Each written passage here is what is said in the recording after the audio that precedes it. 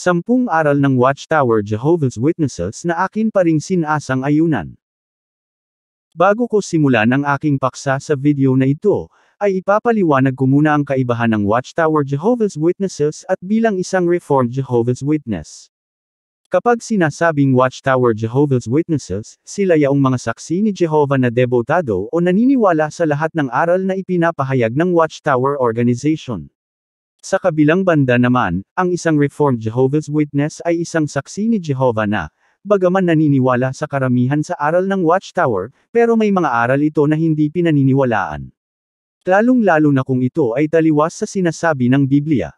Naniniwala ang isang Reformed Jehovah's Witness na mas mataas ang awtoridad ng Biblia, kumpara sa makalupang korporasyon o organisasyon ng tao. Sa puntong ito, akin ang tatalakayin ang 10 aral ng Watchtower Jehovah's Witnesses na aking pa ring sinasang-ayunan bilang isang Reformed Jehovah's Witness. Una, gaya ng iba pang mga saksi ni Jehovah, naniniwala ako na mayroon lamang iisang Diyos na karapat-dapat kilalanin at sambahin, at iyon ang ating makalangit na Ama, si Jehovah. Ang Ama lang ang Diyos at hindi ang Trinidad, siya ang Diyos na walang pasimula at walang katapusan. Siya ang bukal ng buhay at hindi siya kailanman makararanas ng kamatayan, siya ang may likha ng lahat ng bagay. Pangalawa, gaya ng iba pang mga saksi ni Jehovah, naniniwala ako na si Jesus na Nazareno ang ipinangakong Mesiyas o Kristo. Si Jesus ang anak ng Diyos at hindi ang Diyos. Siya ang ipinangakong magiging hari na inatasan ng Diyos na mamuno sa kaharian ng Diyos sa loob ng 1,000 taon na magdadala ng mga mabubuting bagay dito sa mundo sa hinaharap. Gaya ng iba pang saksi ni Jehovah, naniniwala ako na ang buhay ni Jesus dito sa lupa ay nagbigay sa atin ng ehemplo o halimbawa kung paano dapat tayo mamuhay bilang mga lingkod ng Diyos. Pangatlo, gaya ng iba pang mga saksi ni Jehovah, naniniwala ako na ang tunay na layunin ng Diyos dito sa lupa ay ibalik ito sa pagiging paraisong lupa gaya nung una, at na ito ang magiging tahanan ng mga tapat na lingkod ng Diyos sa hinaharap na makararanas ng lahat ng mabubuting bagay na ilalaan ng kaharian ng Diyos, wala ng sakit, wala ng magugutom, magkakaroon ng lahat ng sarili nilang tahanan, wala ng paghihirap, wala ng kamatayan, at ang lahat ng tao at hayop ay mamumuhay ng kaayon ng kalooban ng Diyos. Pang-apat, tulad ng lahat ng iba pang mga saksi ni Jehovah, naniniwala ako na dapat tayong magkaroon ng balanseng pananaw sa pananampalataya at paggawa ng mabubuting mga gawa, at na ang dalawang ito ay mahalaga. Upang makamtan natin ang buhay na walang hanggan na igagantimpala ng Diyos sa kanyang tapat na mga lingkod. Maliban sa pagkakaroon ng pananampalataya, napakahalaga ang paggawa ng mabubuting mga gawa, gaya ng pagpapakita ng pag-ibig sa kapwa. Ito ay tanda ng pagiging tunay na Kristiyano. At dahil naglilingkod tayo sa dalisay na Diyos, dapat rin tayong mamuhay ng may malinis na moralidad. Panglima, gaya ng iba pang mga saksi ni Jehovah, naniniwala ako na ang pangunahing tema ng pangangaral o ministeryo ni Jesus ay ang pagpapakilala na mayroon lamang iisang Diyos na dapat kilalanin.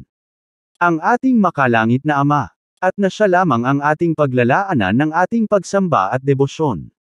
Karagdagan pa, pangunahing itinuro ni Jesus na darating ang kaharian ng Diyos, at na ito ang natatanging solusyon sa lahat ng problema sa mundo.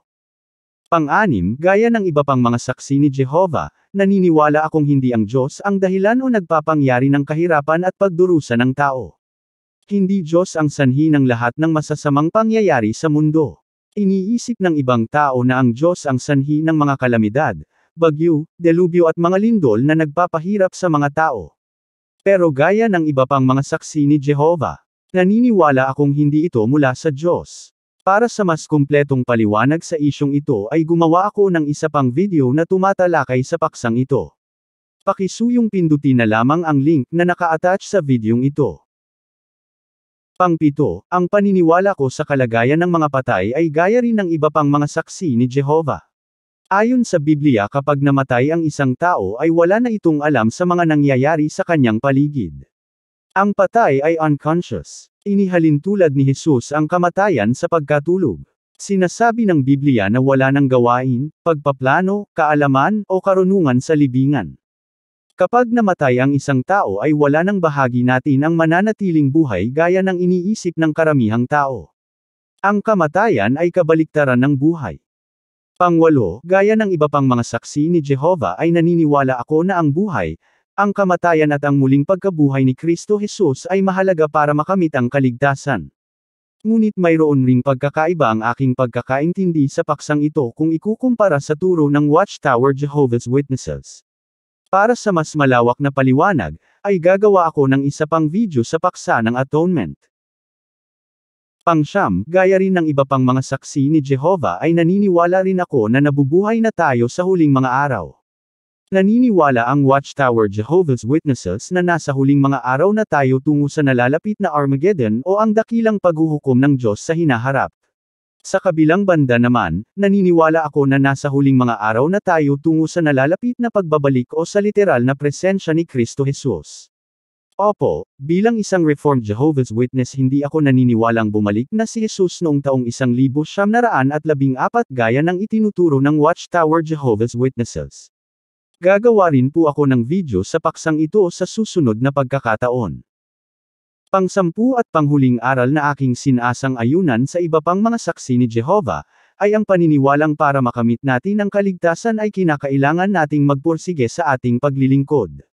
Ito ay dahil ayon sa Biblia, ang makapagtitiis lamang hanggang sa wakas ay ang maliligtas. Tulad ng iba pang mga saksi ni Jehovah hindi ako naniniwalang tinanggap mo lang si Kristo sa iyong puso ay maliligtas ka na. Mali ang turong, once saved always saved. Dapat tayo magsumikap na maging tapat na lingkod ng Diyos hanggang sa wakas. Marami pang aral ng Watchtower Jehovah's Witnesses ang aking sinasang-ayunan. Hindi ko na lahat ito matatalakay. Sa susunod naman na video na kaugnay nito ay tatalakayin ko ang mga aral na hindi ko na sinasang-ayunan na kasalukuyang itinuturo ng Watchtower Organization. Hanggang sa susunod nating pagtalakay mga kapatid, paalam, at pagpalain kayong lahat ng Diyos.